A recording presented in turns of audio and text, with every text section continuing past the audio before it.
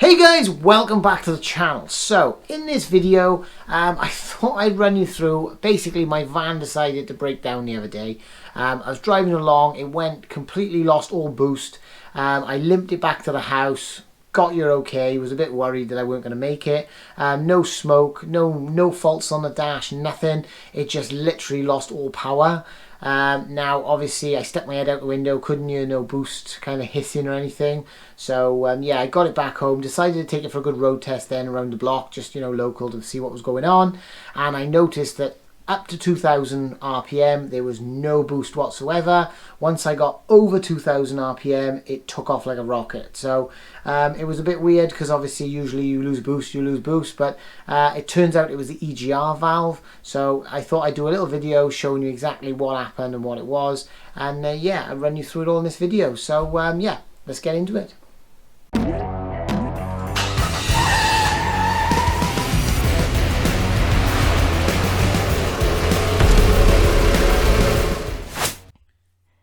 And if you get value from this video, hit the like button and subscribe to support this channel.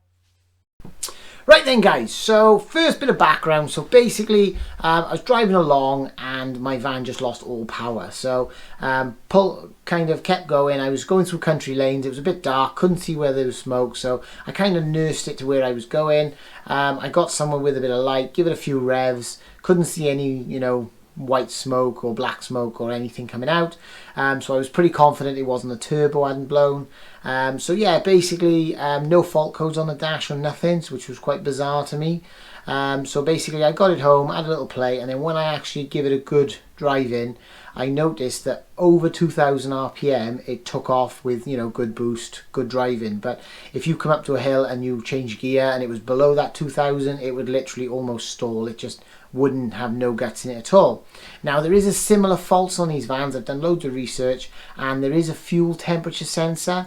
Now I believe when that goes faulty, you can't rev over 2000, but mine revved over, but it just took a lot to get over. So you might find that yours is, you'll have to kind of differentiate, kind of see the difference between whether you can get it over 2000 RPM or whether it goes to 2000 RPM and then kind of stops there. But they do say it has a lack of power as well when that fault happens, but that hasn't happened to me. Obviously I've gone through it, and it is the Egr valve. So basically what I'm going to do is, obviously I removed the Egr valve, put it in a bench, and I could basically tested it. So I'm going to run you through all that in this video.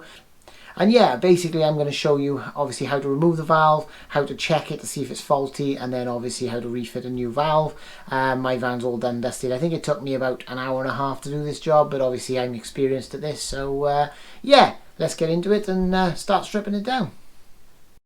Right then guys, so here's my Transit Custom. Now obviously the first thing I want to do is just show you where the Egr valve is. So if we look just here down now above the gearbox, on that side of the engine, you'll see the fuel pump, and just underneath you've got this Egr Cooler. Now the cooler basically just cools down obviously the air coming from the exhaust into the intake.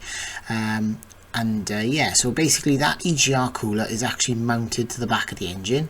So what we're going to do is remove the Egr valve, which is then bolted to that cooler. So there's actually no bracketry, it's just obviously mount straight to the Egr Cooler.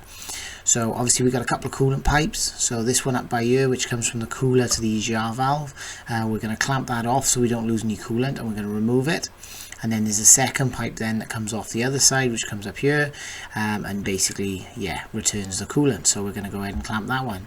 Now if we get in a bit closer, you can see here, it's a bit awkward, but under that manifold you can see this plastic kind of housing with a couple of screws behind that electrical harness. That is our Egr valve.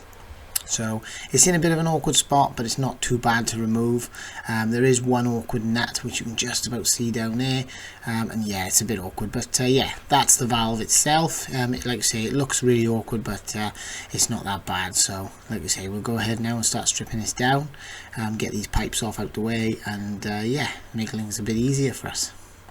So I've got it up in the air. So this is what I'm going to do to clamp off the coolant. Now these are really handy. I'll put links down in the description to these. Basically they're just coolant pipe clamps. You can use them pretty much any size coolant pipe.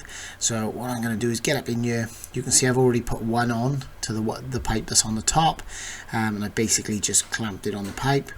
and then I'm going to go ahead then and put one onto the other pipe, so that coolant can't come either way. And yeah, basically it just saves draining the cooling system. The other option is drain the cooling system, and then obviously replace the coolant, or make sure it's clean and put it back in. But I went ahead and just clamped the pipes off, and I only lost a little bit of coolant, so it's not such a big problem. So there's the second pipe. I'm just going to clamp that. Now the next thing I'm going to do is remove the air intake, or the air filter box. So I got a hose clamp there, clip here to obviously remove the mass airflow sensor, and then go ahead then and unclip the air intake. And then there's some rubber mounts. I've already lifted them out, but yeah, they just pop in, so I'm going to lift them out and just lift the whole air filter box. Now the reason we take this out is to get to the electrical connection. It's a really awkward place, so like I say, with that out the way, you can just get in there a lot better. So if we just look down by here now, you'll see the electrical connection. It's just a grey plug that plugs onto that plastic housing. Now it is a bit fiddly. You are supposed to pull this little tab back to get it off, but I couldn't do it, so I thought I'd just remove it with a pick and show you. So what I actually did was took a pick, slid it underneath, and just pulled back the little tab that obviously held it in place. I'll just show you now. If I operate with my thumb, you can see you just pull this back and you can see it lifts away, but they are really tight, so my honest advice is just use a pick. But yeah, try not to break it, because otherwise it won't go back on there tidy. So yeah, so we got that out of the way. So obviously got the top water hose off now, so the electrical plugs off, top water hose, and we'll go down underneath then and remove the lower water hose. Like I say, I just like to tuck them out the way. Once we got that out the way, then you can get to the bolts. So you can see this little nut down the back here, just to the right of the hose, where the hose goes on. We're going to remove that 10mm nut. That goes onto the pipe on the bottom of the EGR valve. You can actually see the EGR valve now we've got the pipe off. And then if we go up underneath, obviously I've got the other pipe off, a little bit of coolant, just what's in the hose comes out. So as you can see, you'll see the tray on the floor, there's not a lot in there. So yeah, that's pretty much all the coolant we lost. So yeah, we'll go ahead and top that up when we're done. Now I'll get this pipe out the way, so we can get in there a bit better. Now obviously you've got to take there's two 10mm nuts that go onto that EGR cooler, that basically hold a bracket, which these pipes bracket to. So you can see there now I've removed the 10mm nuts and pulled the bracket away to get to the actual bolts, and these are the bolts by here. So we're going to go ahead now and remove that bottom nut. Obviously we removed the top one, and we're going to go ahead and remove these two bolts and basically get the EGR valve off. So believe it or not, it's that simple. So there's the bottom nut removed, and obviously the bottom bolt. So we got them two out. And now we're just going to go upstairs now and remove the top one. You can do it from downstairs, from underneath, but I got a ramp, so it's just easier to use both. Now I wanted to show you the bolt. So you can see here it's a bolt with a stud. So obviously the bolt screws in through the cooler into the EGR valve, and then the stud is what the bracket sticks on. So now we're on top. Now we'll get that last bolt out.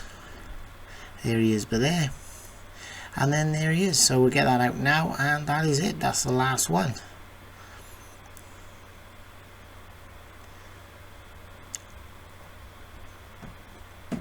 And there we go. So we've got that bolt out now, and we can grab the EGR valve and kind of twist it out. Now it is a bit awkward to get off them studs on the pipe on the bottom, but you'll see it's not as bad as you think.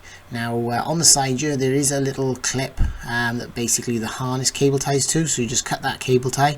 Now you need to remember to swap this over, because I forgot and I had to do it in place, and it was really awkward. Now we've got him in the vise. I just want to obviously look at the valve and see if there's any fault with it.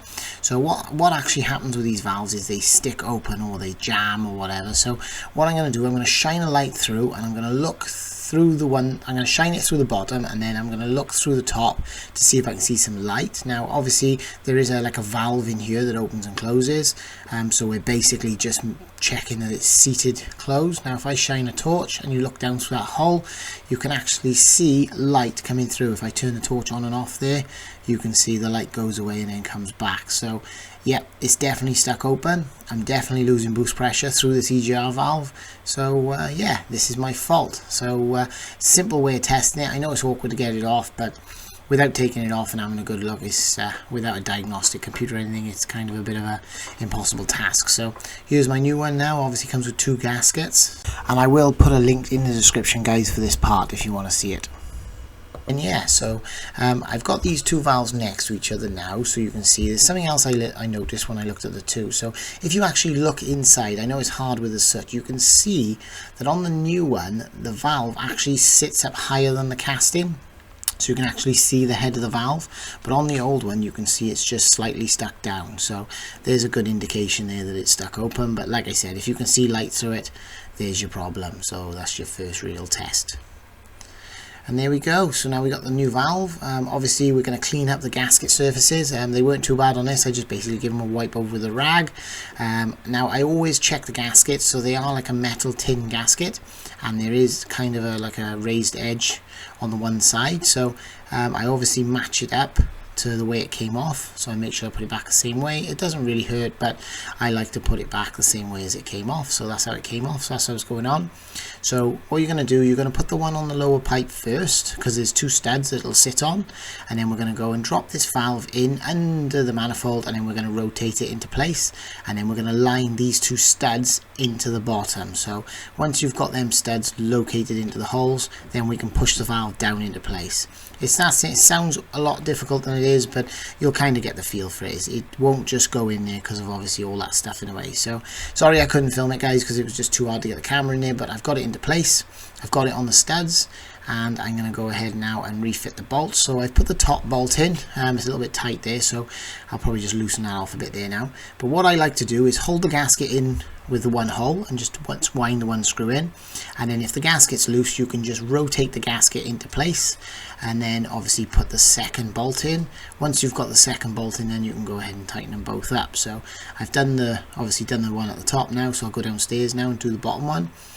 So yeah, I can get that bolt. You can see there now I can just move that gasket around to line up with the hole, and I can go ahead then and insert the bolt. You can see I've put the nut on the one stud loose, ready. So once we've got it all lined up and we've got all our screws started, that's when we can go ahead then and tighten everything down. So I don't like to do anything up tight until I've got it all lined up. These valves can be very awkward. And then yeah, so basically we're going to go ahead now and tighten these down, and then we can go ahead and put the brackets for the pipes back on. So there we go. So we've got the valve in. There we go. You can see there I've tightened everything up and I've put the bracket on. I've put the bottom nut on the bracket. I still haven't put the top nut on just yet, but I'll do that from the top. It's a bit easier. Now I put the lower hose on, so that's on there now, and the clip is put back into place. I should have mentioned before they got spring clips, but a good pair of pliers will do that. Now the top nut that goes onto them studs, I found that you have to lower the socket down in there to get the nut on, and the nut keeps falling off. So a little trick I use, just put a bit of grease inside the socket, stick the nut in, and then you can go ahead and locate that down on. So just a little trick if you don't know that one. And then yeah, once we've done that, then it's just a matter of the hoses. So they've put the top hose on as well, so I can go ahead now and remove my clamps. Obviously make sure you give everything a nice good clean and wipe and get any sort of residue, and obviously it makes it easier then when you come to, you know, testing it, just to make sure you've got no coolant leaks. There's nothing worse than obviously when you run it up then seeing all its coolant. So there we go. So we'll go back up the top now. Now this Egr valve I got has got this lovely little ring pull to pull a little blanker out of the plug hole, so I'm going to pull that out, and then I'm going to go and slip the plug back down in place. Now all you got to do is give it a firm push down and it should click in place. And it's that simple really, you know, just give it a little tug then, just to make sure obviously it's on there once it's on, and if it's not clicked on properly it should just pop off. So just give it a firm push. So I've gone and put the airbox back in, so obviously reconnected up the mass airflow, reconnected the pipe, obviously the two pipes.